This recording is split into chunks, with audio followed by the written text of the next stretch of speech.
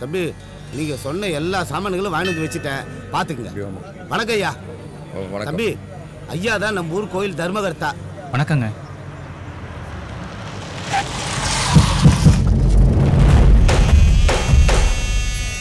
எல்லாருக்கிட்டையும் ஆசீர்வாதம் வாங்கிட்டோம். சரிங்க தம்பி. முன்னாடி போங்க. அப்பா, இத்தனை வருஷமா செய்ய முடியாத சிலைய செய்ய போறோம். காணிக்கையா காகிதத்தை வைக்கிறீங்களே. இந்தாங்கப்பா, இதை வைங்கப்பா. நீயே வச்சிருப்பா.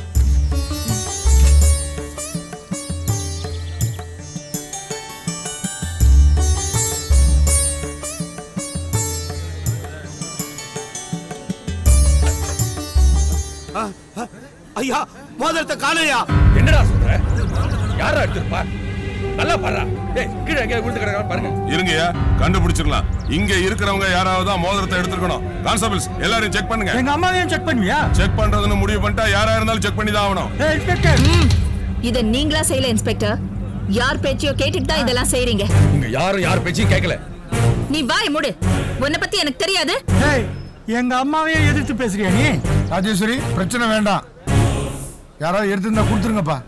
கோயில் காரியம் தடை இல்லாம நடக்கணும். மோதிரத்தை எடுத்தவங்க மரியாதையா கொடுத்துருங்க. இல்லன்னா எல்லாரையும் ஸ்டேஷனுக்கு கொண்டு போய் விசாரிக்க வேண்டிய வரும். கொஞ்சம் பொறுமையா இருங்க இன்ஸ்பெக்டர், அவசரப்படாதீங்க. காணாம போன மோதிரம் தானே, நான் கண்டுபிடிச்சு தரேன். குழந்தை மஞ்சள் எடு, தண்ணி கொடு. இது அங்க வை, பக்கத்துல குடத்தையும் எடுத்து வை. சார், இந்த மஞ்சள் பிள்ளையார மறையில் வச்சிருக்க தண்ணியில கொண்டு போய் கரைக்க சொல்லுங்க. காணாம போன மோதிரம் கண்டிப்பா கிடைக்கும். அப்படி கிடைக்கலன்னா நீங்க என்ன உட்பட செக் பண்ணலாம்.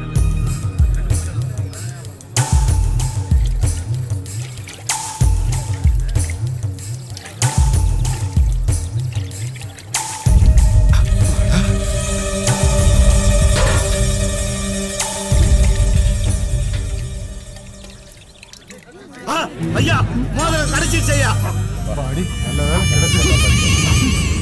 நீங்க பண்ண காரியத்தினால மோதிரம் கிடைச்சிருச்சு. இருந்தாலும் ஒரு திருடனை தப்பா விட்டுட்டீங்க. இல்ல சார், அவன் திருந்துறதுக்கு ஒரு சந்தர்ப்பத்தை ஏற்படுத்தி கொடுத்துருக்கேன். தப்புதான் தம்பி. சார், மோதிரத்தை நீங்க கண்டுபிடிச்சிருங்க. திருடினவனுக்கு தண்டனையும் வாங்கி கொடுத்துருவீங்க. யாரோட மனசும் கஷ்டப்படக்கூடாதுன்னு தான் நான் அப்படி செஞ்சேன். மற்றவங்க மனசை கஷ்டப்படுத்திட்டு எனக்கு இந்த சிலை செய்யறத விருப்பமே இல்லை. டேய், பூஜை நடக்காதுன்னு சொன்னீங்க. மோதிரத்தை வைக்க வேணாம்னு தான் நினைச்சேன்.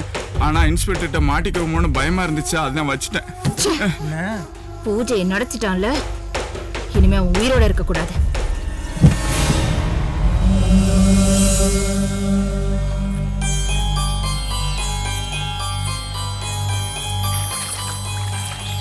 எங்க ஊர்ல உங்களை பாப்ப நான் நினைச்சு கூட பார்க்கல.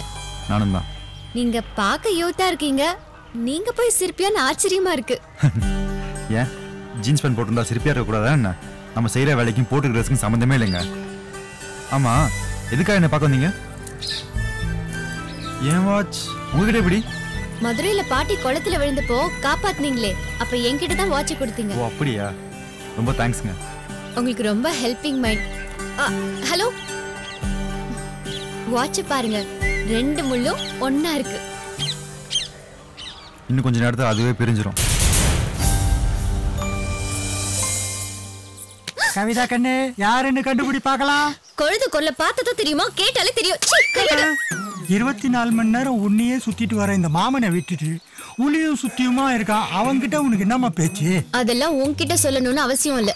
வழிய விடு. எனக்கு வாழ்க்கையை கொடு, நான் வாழணும். உனக்கு ஒரு வேலையே இல்லையா? எனக்கு இதான வேலை. நான் இந்த ஊர் மைனர்னா எப்படி இருக்கணும்? சும்மா ஜிகி ஜிகின்னு ட்ரெஸ் போட்டுக்கிட்டு இந்த மாதிரி நகை எல்லாம் போட்டுட்டு வயசு பொண்ணுங்களே கிண்டல் பண்றது, அவங்க செருப்பால அடிச்சா வாங்கிக்கிறது, காரி மூஞ்சா தொட்டி போடுறது, முறைக்கிற பொண்ணா மோப்பம் பிடிக்கிறது, வர பொண்ணை கூட்டி கொஞ்சம் வைக்கிறதுன்னு சொல்ல வந்தேன். கொஞ்சி பேச நான் என்ன உன் குழந்தையாளா? பேசாம புரியா இல்ல வாய் என் வாயை ஓடிக்கணும்னு நினைக்காத. ஏன்னா நான் உனக்கு வாழ்க்கை கொடுக்க போறேன். ஆமா, அத்தை வீட்டுல என்ன சமையல்? விரால் மீன் குழம்புல விஷத்தை கலந்து வச்சிருக்கேன், சாப்பிட வரியா? நீ பாயசனே வச்சாலும் உன் மாமா பாயாசம் நினைச்சு சாப்பிட்டு சந்தோஷமா போயிடுவான். டேய், கவனிச்சிங்களாடா? பொங்கல் வாங்கி கொடுத்து தப்பா போச்சு, தூங்கிட்டாங்களே. என்ன குழந்தைவேலு, டிஃபன் கேரியரோட எங்க போற? நம்ம ஊர் கோயிலுக்கு சிலை செய்ய ஒரு தம்பி வந்திருக்காருலம்மா, அவருக்கு சாப்பாடு கொண்டு போறோம்மா. அத நான் கொண்டு போய் கொடுக்குறேன், நீ வீட்டுக்கு போய் வேற வேலையை பாரு. கேரியர் கொடு. ஆமாம்மா நீங்க வண்டியிலே போங்கம்மா, வண்டியிலே கொண்டு போய் கொடுத்துருங்க. பரவாயில்ல, கோயில் பக்கத்துல தானே இருக்கு, நடந்தே போய்க்கிறேன்.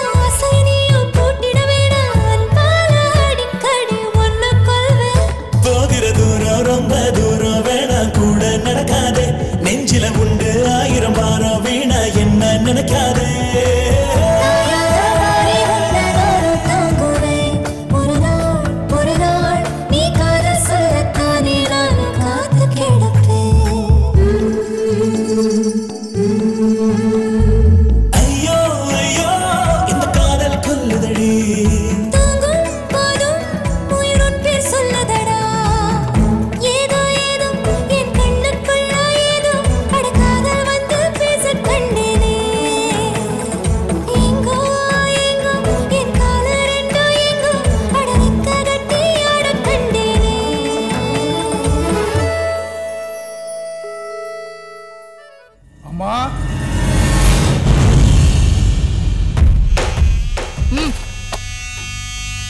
சில கண்ணு திறந்தாச்சுன்னா என் கண்ணு அழிஞ்ச மாதிரி. அவன் ஊரை விட்டு ஓடுவானோ உயிரை விட்டு போவானோ எனக்கு தெரியாது. நீ எத்தனை பேரை வேணாலும் கூட்டிக்கோ, ஆனா சில கண்ணு திறக்க கூடாது. சரிங்கம்மா.